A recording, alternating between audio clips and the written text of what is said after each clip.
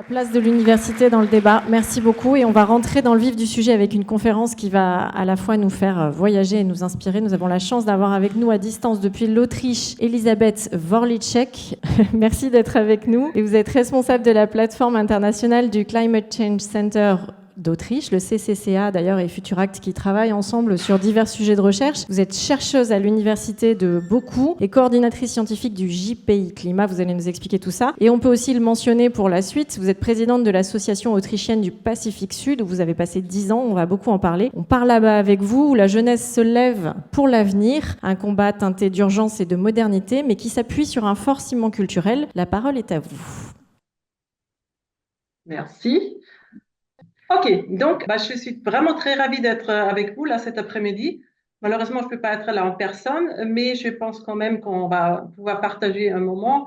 Je suis vraiment contente que je peux parler d'un sujet aujourd'hui qui me tient vraiment au cœur, parce que je trouve que souvent, quand en Europe, on parle du changement climatique, on est très, très focalisé sur des sujets qui nous occupent. Aussi, on a déjà entendu dans l'ouverture que c'est les territoires, l'anticipation des territoires, dans votre cas, la Nouvelle-Aquitaine, qui occupe beaucoup les esprits. Mais j'ai trouvé que c'est surtout les jeunes générations qui ont aussi d'autres soucis par rapport au changement climatique. Donc, c'est surtout de l'avenir de la jeunesse d'aujourd'hui qu'on parle. Et surtout dans le discours le discours public qui a beaucoup changé là, ces dernières années, comme on l'a aussi déjà entendu. L'attention globale qui néglige maintenant un petit peu le changement climatique, malheureusement, qui va plus faire des questions de sécurité et des guerres et tout ça. Donc, je trouve que c'est pour ça que c'est important de rappeler qu'il y a toujours des gens aussi des jeunes, qui se battent pour être entendu au niveau mondial dans un contexte bien particulier. Aujourd'hui, on va parler du Pacific Climate Warriors. C'est un mouvement de jeunes, mais ils sont organisés comme ONG, qui ont décidé de ne pas baisser les bras et de ne pas accepter le discours public qui dit voilà, de toute façon, les îles du Pacifique vont se noyer. Ils ont choisi aussi une image de warrior, de guerrier, et je vais parler de ça aujourd'hui un petit peu. Donc, pourquoi dans ce contexte du tremplin? Parce que je pense que c'est bien de regarder un peu au-delà de nos préoccupations quotidiennes. Et il s'agit bien de l'anticipation. C'est la jeunesse qui regarde vers l'avenir et qui veut vraiment influencer leur propre avenir. Même si le changement climatique est une menace pour toutes les jeunes au monde, il y a certains contextes où c'est l'existence même et l'identité des peuples entiers qui est menacée. Les jeunes du Pacifique ont trouvé un mode de lutte adapté à leur propre environnement culturel et aussi un mode de lutte qui est adapté aux défis du monde insulaire, qui est bien particulier. La particularité aussi par rapport à d'autres ONG, je trouve, c'est surtout cet aspect culturel dont on va parler dans quelques minutes, mais aussi c'est qu'ils sont très, très visibles, surtout lorsqu'il y a les conférences internationales du climat, les COP qui ont lieu chaque année, où les leaders du monde négocient les prochains pas qu'on va prendre ensemble pour lutter contre le changement climatique. C'est aussi pour ça que je trouve qu'ils méritent une attention particulière. Et l'image du guerrier, du warrior, est déployée parce qu'il unit des qualités qui correspondent au contexte culturel et aux défis à venir. Eux, c'est pas pour un monde qui, dans la perception mondiale, est perdu d'office, même si c'est pas le cas scientifiquement, parce qu'il y a différents types d'îles et différents mécanismes qui ont lieu sur les îles du Pacifique. Donc, cette image de toutes les îles qui vont se noyer à cause du changement climatique, c'est un peu plus compliqué que ça, mais bon, malheureusement, on n'a pas le temps aujourd'hui de parler de tout ça. Mais de toute façon, ce qu'il y aurait à tenir, c'est que leur combat mérite vraiment beaucoup, beaucoup de respect et leur ténacité et créativité aussi est très impressionnant et peut servir de l'inspiration. Et c'est pour ça aussi que je vais parler de ça aujourd'hui. Donc, qui sont les Pacific Climate Warriors? Donc, un réseau d'activistes climatiques qui ont décidé de protéger leur communauté, leur culture et leur foyer insulaire. Ils ont été créés en 2011, donc ça remonte déjà un petit peu, et aussi l'organisation fêtière 350.org, que vous connaissez peut-être, c'est une ONG qui agit de manière mondiale. Et la première fois qu'ils ont été visibles aussi dans les médias, vraiment, c'était en 2014. Ils ont bloqué le plus grand port de charbon du monde à Newcastle, en Australie.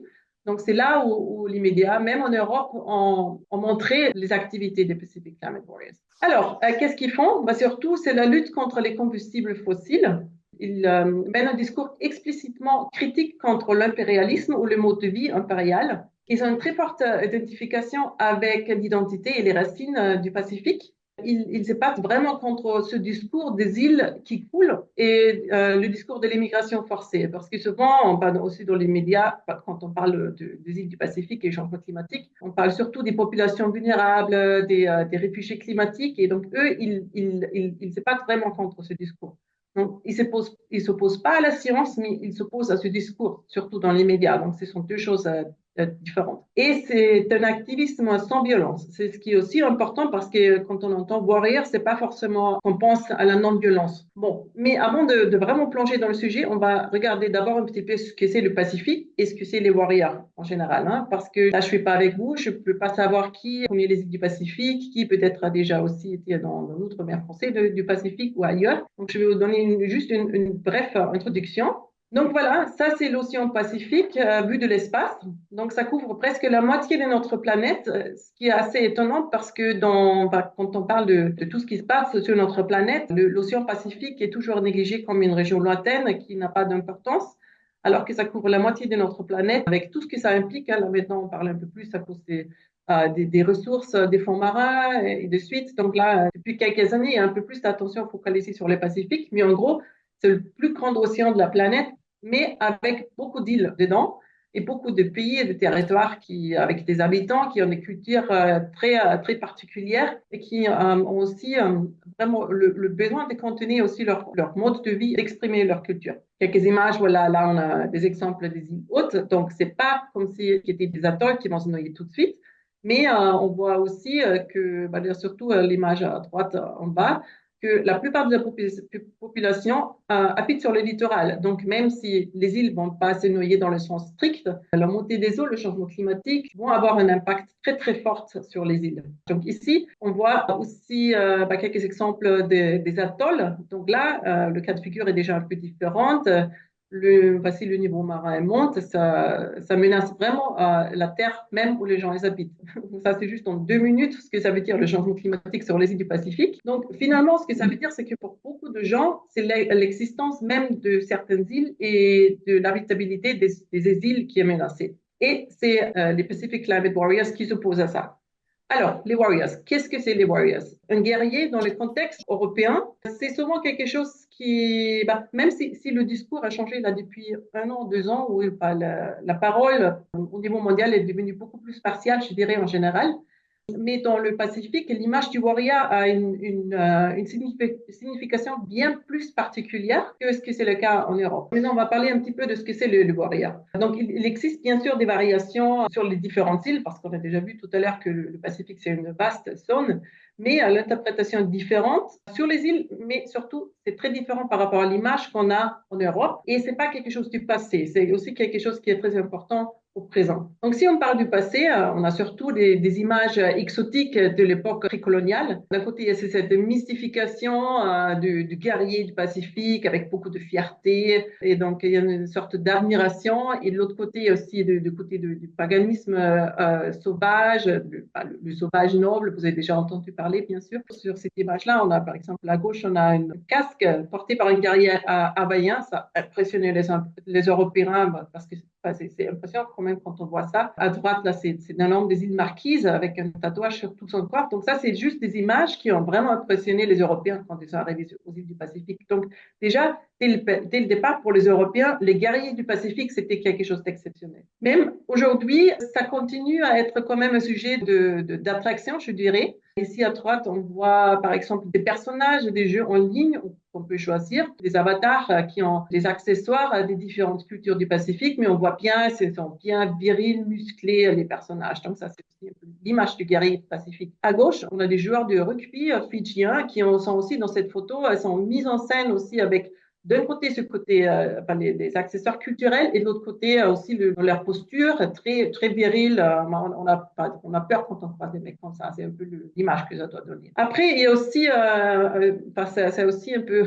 migré au monde, on va dire. Donc là, on voit Dwayne Johnson, qui est d'ailleurs aussi de l'héritage de Samoa. Et là, c'est le genre qui a été au cinéma il y a quelques années. Il est à la tête d'un Sivatao de Samoa. Donc c'est un peu comme la danse Haka des Maoris ou des All Blacks. C'est plus connu, mais le Sivatao, c'est un peu quelque chose un peu similaire. Donc là, c'est même ou signé que ça a été affiché, cette force guerrière du Pacifique. Là, le sport, bien sûr, aussi, ça joue un rôle primordial. Là, on voit l'équipe nationale du Tonga de rugby, le Sipitao, c'est aussi comme le haka. Donc ça, c'est peut-être le contexte le plus connu. On connaît les guerriers du Pacifique, c'est surtout dans le rugby.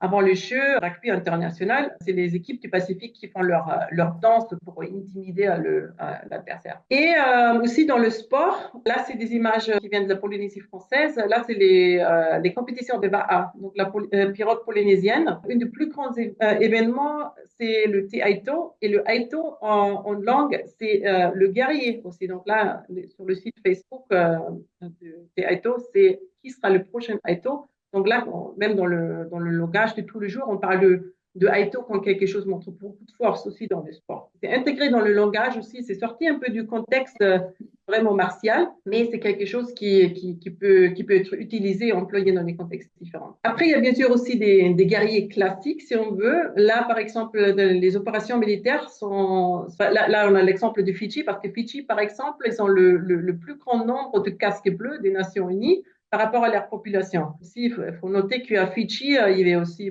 plusieurs coups militaires. Donc, cette image du guerrier, du soldat d'aujourd'hui qui est beaucoup respectée aussi dans la population. Il y a un autre rapport à la guerre et aussi même, par exemple, sur l'outre-mer français, dans le Pacifique, il y a aussi la Légion étrangère qui attire beaucoup les jeunes hommes encore aujourd'hui. Donc, c'est juste cette idée de se battre, de faire la guerre. C'est pas quelque chose qui est étrange pour les gens en général. Donc, il faut faire attention. Là, je ne veux pas généraliser. Ça ne se traduit pas forcément dans la vie quotidienne, mais je parle juste de l'image, de l'idée de guerrier. Hein, donc, il faut bien faire attention là. Ça, c'est aussi un sujet, la force guerrier qui a été aussi beaucoup recherchée. Donc, sa perception, les stéréotypes qui est associée. Donc, il y a beaucoup de recherches scientifiques qui ont déjà travaillé sur le sujet. Donc, les Pacific Climate Warriors, eux, par contre, ils ont une autre interprétation, une nouvelle interprétation du guerrier. Je pense que ce qui est surtout important, c'est aussi qu'ils refusent cette figure patriarcale radicale. Donc, il y a aussi une réinterprétation de la fonction historique du guerrier, parce que dans le passé, la plupart des guerriers dans le Pacifique, c'était quand même des hommes. Donc, ils vont briser la dichotomie entre des rôles traditionnellement féminins et masculins dans le Pacifique. Beaucoup de warriors sont aussi des femmes. Dans ce contexte, ils apportent d'une manière stéréotype aussi, ils apportent ce qui nourrit le lien émotionnel avec les ancêtres et la paix. Donc ça, c'est aussi un aspect très important. Donc, il faut toujours garder l'équilibre entre ces éléments. Et ce qui est aussi important, c'est que normalement, ce ne sont pas les jeunes qui lèvent la voix aux îles du Pacifique. Au contraire, c'est quelque chose qui est normalement pas très apprécié. C'est les dieux qui prennent la parole, qui décident les choses. Et normalement, les jeunes, ils sont plutôt à obéir aux consignes des vieux. Et c'est surtout pas les jeunes qui doivent vraiment articuler leurs idées et en public. Donc là aussi, bien sûr, ça c'est la perception traditionnelle. Aujourd'hui, bien sûr, c'est interprété différemment selon le contexte et c'est pour ça aussi que c'est très particulier que là, c'est les jeunes. C'est pas les vieux qui ont commencé ce mouvement et c'est pas les vieux qui prennent la parole. Mais par contre, à ce que je sais, un peu partout, les vieux, ils soutiennent cet activisme des jeunes, même si c'est pas vraiment en ligne avec leur tradition, si on veut, hein, parce que c'est les jeunes qui se battent, qui prennent la parole, qui sont visibles, qui se mettent en scène. Donc ça, c'est plutôt pas traditionnel. Donc, si on garde cette image de guerrier, quelles sont les armes utilisées de cette jeune génération? Surtout les actions locales. Donc, on voit aussi sur cette image des actions classiques, des manifestations où les jeunes portent des tenues traditionnelles parce que ça, c'est un aspect important. Ils savent très bien le pouvoir des images.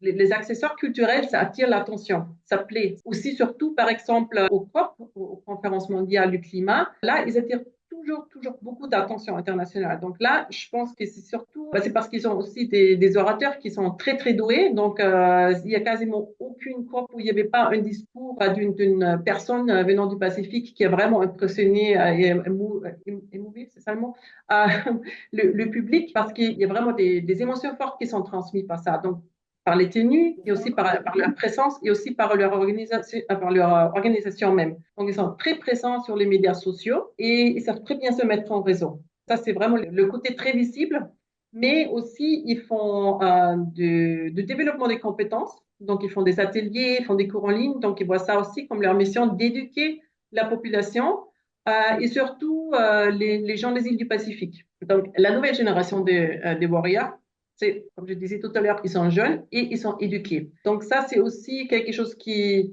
les met à part de l'ancienne génération. Donc pour être un Pacific Climate Warrior, normalement, c'est des jeunes qui sont éduqués, qui sont beaucoup pas connectés au monde aussi. Et par contre, ils sont tous enracinés culturellement. Donc là, on voit sur cette image l'organisation de Pacific Climate Warriors. Donc là, on voit je ne sais pas si vous pouvez lire les différents piliers là qu'on voit sur l'image. Donc on a les trois grandes régions culturelles du Pacifique, la Micronésie, Mélanésie, Polynésie. Après, on a un pilier qui est la diaspora et un pilier qui est la jeunesse.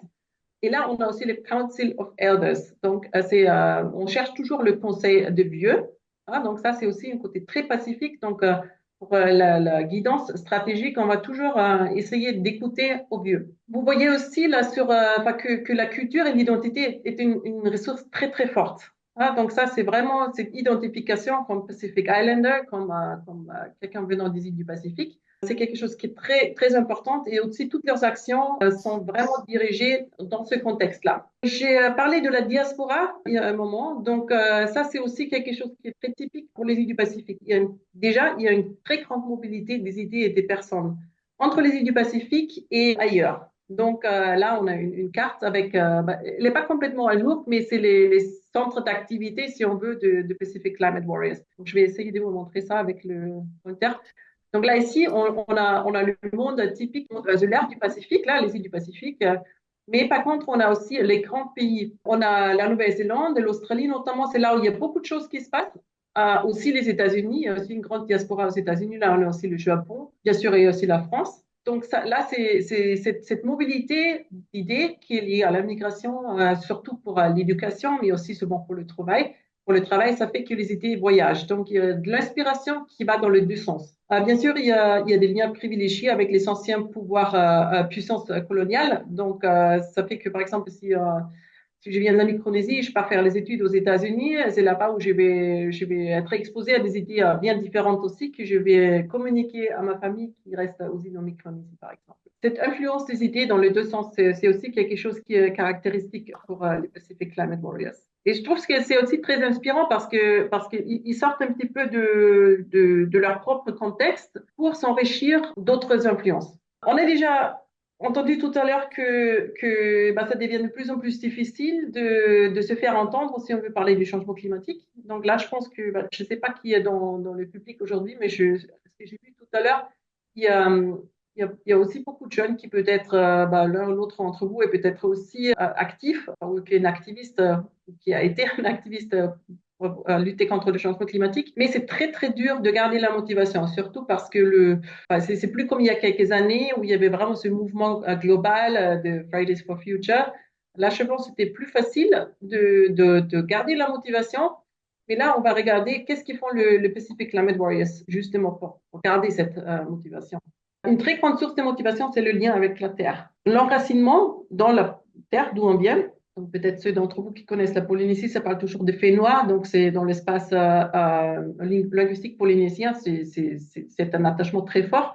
Donc ça a un rôle identitaire essentiel, même pour les gens qui sont à la diaspora, ils savent très bien d'où ils viennent et où sont leurs terres. La terre était une ressource très très limitée est très précieuse et dans beaucoup d'îles du Pacifique, elle n'est pas à vendre. Donc, elle est transmise qu'au sein de la famille parce que beaucoup d'eau et très peu de terre. Et donc, cette terre-là, on s'identifie avec elle. Donc, ça, si cette terre, elle est menacée, ça fait quelque chose au niveau émotionnel avec les gens. Il y a aussi une autre interprétation de l'équité intergénérationnelle. Donc, dans les cultures traditionnelles du Pacifique, il y a une autre perception du temps dans laquelle le lien entre les générations actuelles et celles des ancêtres et des générations futures est beaucoup plus fort que c'est le cas en Europe. Donc, il y a une sorte de continuité. Donc, nous, on est là aujourd'hui, mais il y a ceux qui étaient là avant nous et ceux qui vont venir. Donc, il ne faut pas se donner trop d'importance parce que les autres qui étaient là avant et après, en fait, ils font partie de l'ensemble de ce que moi je suis. Donc, c'est vraiment important de prendre en considération cette dimension de temps. Pour revenir aux terres, c'est les ancêtres qui ont donné les terres aux générations actuelles et il y a aussi une continuité avec les générations à venir. Donc, on porte une responsabilité. Il y a 2 heures, j'étais dans une réunion, on a aussi parlé de ces aspects-là, de la justice pour les générations. Et je me demande, dans le discours européen, où est cet aspect-là? Quand on parle des générations, dans le discours public, ça a quasiment disparu. Donc, je pense que c'est vraiment quelque chose que nous, on peut aussi apprendre et ou se souvenir peut-être que même en Europe, c'est quelque chose qu'on devrait vraiment prendre en considération et regarder plus loin.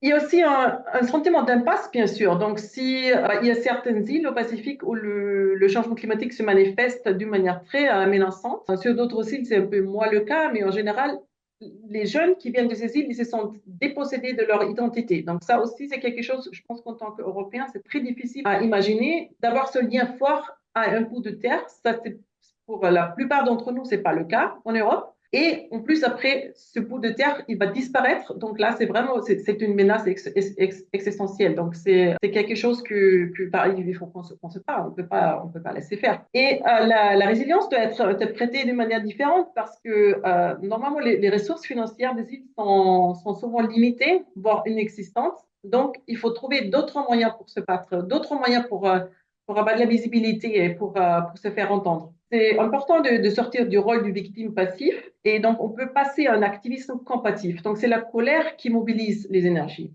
Les temps ont changé. Donc, c'est surtout avec le Covid qu'il y avait une rupture d'activité avec le Covid. Et après le Covid, il y avait aussi d'autres sujets qui ont attiré l'attention globale. Donc, on parle de guerre, on parle de migration, on parle de choses qui ne se focalisent plus sur le changement climatique. Donc, les Pacific Climate Warriors, ils ont utilisé ce temps-là surtout pour la formation de compétences et pour encore développer plus leur mise en réseau dans l'espace virtuel. Donc, dans le Pacifique, c'est le rôle de Facebook qui est toujours primordial, mais ils sont aussi, bien sûr, présents sur Instagram et TikTok aussi, je pense. Et je ne connais pas toutes les plateformes, mais Facebook, c'est toujours très important. Donc là, ils sont aussi dans un processus de réforme et ils font des actions communes aussi avec d'autres branches de 350.org. Par exemple, récemment, ils étaient au Brésil pour soutenir des communautés de l'Amazon. Donc, ils se mettent en réseau aussi au niveau global. À l'heure actuelle, il y a la conférence des Nations Unies sur l'océan qui a lieu à Nice. Donc, peut-être vous en avez entendu parler, vu que c'est pas loin. Et là aussi, ils sont encore très présents dans les médias. Ils viennent avec leurs accessoires culturels. Et c'est aussi là, dans les grandes conférences où tout le monde les voit, tout le monde s'aperçoit. Oh, mais c'est qui eux? Ils font du bruit, ils portent des tenues très intéressantes et en fait, ils se taisent pas. Donc, ils sont là à chaque conférence, ils sont là et ils ont une très, très grande visibilité. Voilà, donc si vous voulez savoir plus sur les Pacific Climate Warriors, ils sont leur site officiel. Et là, vous voyez le code QR. C'est une vidéo d'introduction que je voulais montrer à cette présentation, mais techniquement, ça n'a pas, c'était pas une bonne idée. Donc, c'est une vidéo de 4 minutes, je pense, qui montre un petit peu pourquoi il y a certaines personnes qui prennent la parole, pourquoi ils participent à ce mouvement. Voilà, donc j'espère vraiment que juste ce petit excours à l'autre bout du monde a pu vous donner un peu d'inspiration aussi, parce que c'est pas que l'Europe que la jeune génération s'inquiète pour l'avenir. Et même si c'est plus dans les médias de tous les jours aujourd'hui, il y a des gens qui se battent toujours et qui ont toujours des bonnes raisons. Ça ne disparaît pas, le changement climatique ne disparaît pas. Je tire mon chapeau devant les Pacific Climate Warriors parce qu'il y a toujours cette force et cette énergie. Ils tirent beaucoup de leur propre culture et peut-être ça peut aussi donner de l'énergie à ceux qui sont en France ou en Autriche ou ailleurs pour ne pas baisser les bras. Donc voilà, merci.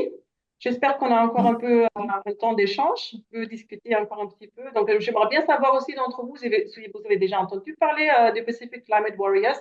Si vous voyez peut-être aussi des parallèles avec des activités en France, ou peut-être aussi si vous avez appris des aspects maintenant auxquels vous n'avez pas pensé. Donc voilà, je suis ouverte à des questions et à des commentaires. Merci beaucoup, Elisabeth Wrlicek. Effectivement, l'assistance est bien garnie de jeunes, comme vous l'avez dit, et on peut s'inspirer du parcours de ces Climate Warriors. Est-ce qu'il y a des questions dans le public? On peut prendre quelques minutes. Le micro arrive, vous allez entendre la question, Elisabeth. Bonjour, merci beaucoup pour la présentation. Moi, j'avais une question sur le lien de ces groupes avec les politiques locaux, en fait. Est-ce qu'il y a des actions conjointes? Est-ce qu'il y a plutôt une opposition? Comment est-ce que ça se construit localement? Parce que là, vous avez beaucoup parlé d'activisme international, et voilà, on comprend pourquoi, mais comment ça se construit localement? Est-ce que vous avez entendu, Elisabeth, comment le lien se fait avec les politiques locaux? On a beaucoup parlé d'activisme international. Comment est-ce que ces activistes arrivent aussi à échanger politiquement, localement? Mais alors, donc ça dépend bien sûr aussi des pays différents. Ce que je sais, c'est que les politiques sont très contents qu'il y ait l'attention qui atterrit sur le Pacifique.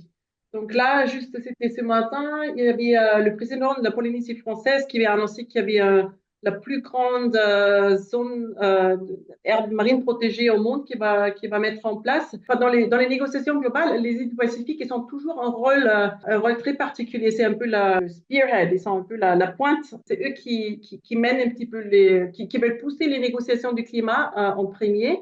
Moi, je pense que c'est un bon mariage entre les politiques d'un côté et la société civile de l'autre côté. Ceci dit, c'est vrai pour certains cas. Après, donc en général, les îles du Pacifique ont une politique qui est plutôt favorable au développement durable parce qu'ils c'est dans leur propre intérêt. Mais il y a aussi des développements comme par exemple l'exploration de fonds marins pour l'extraction des ressources et tout ça. Donc ça, c'est des discours qui sont assez nouveaux et qui sont bien sûr opposés à une protection de l'environnement dans le sens large. Donc il y a bien sûr aussi des tensions. Mais ce que je sais, c'est que les Pacific Climate Warriors, ils s'adressent surtout aux pays industrialisés, aux leaders mondiaux, mais aussi, moi je pense que s'ils ont décidé de passer à l'activisme, c'est aussi parce que les actions de leur propre gouvernement n'allaient pas assez loin. Donc, en réponse à peut-être une inaction locale, mais avec plutôt une visibilité internationale, c'est ce que vous nous dites, Elisabeth. Et est-ce que vous avez noté aussi peut-être que ces méthodes inspirées dans d'autres régions du monde s'inspiraient des méthodes des Pacific Climate Warriors? Bon, alors moi je suis spécialiste du Pacifique, donc du coup je peux pas trop parler pour d'autres régions du monde, mais je sais que là récemment ils étaient au Brésil, donc là je pense que c'est les méthodes, je pense surtout les organisations ou les ONG qui organisées par des peuples d'origine de certains pays, bah, il y a des grands parallèles quand même. Donc là, je pense qu'il y a de l'échange dans les deux sens, hein, de l'inspiration dans les deux sens. Le fait qu'ils font partie des 350.org, donc cette ONG globale, je pense que ça, c'est vraiment un avantage parce qu'ils sont déjà dans un réseau où il y a aussi beaucoup d'échanges entre les différents groupements entre les différents continents. Mais il faut dire aussi que pas sur les autres continents, ils ont d'autres approches. Donc, cet aspect warrior, explicitement, ça, c'est quelque chose qui est très particulier au Pacifique, à ma connaissance. Mais on imagine que cette rhétorique, dans un monde de plus en plus, enfin, dans un monde tendu tel qu'on le connaît actuellement, peut trouver aussi un écho. Merci infiniment. On va essayer de prendre la suite de nos échanges et de voir aussi en France comment cette jeunesse, elle s'inspire peut-être de ses pensées et de ses modes d'action. Merci infiniment, Elisabeth Vorlicek, pour cette présentation passionnante. Merci d'avoir été avec nous à distance. Et n'hésitez pas à suivre dans quelques semaines la suite des échanges en ligne sur YouTube. À bientôt. Merci beaucoup et je vous souhaite encore un tremplin très, très inspirant là dans les 2 jours qui viennent encore. Merci.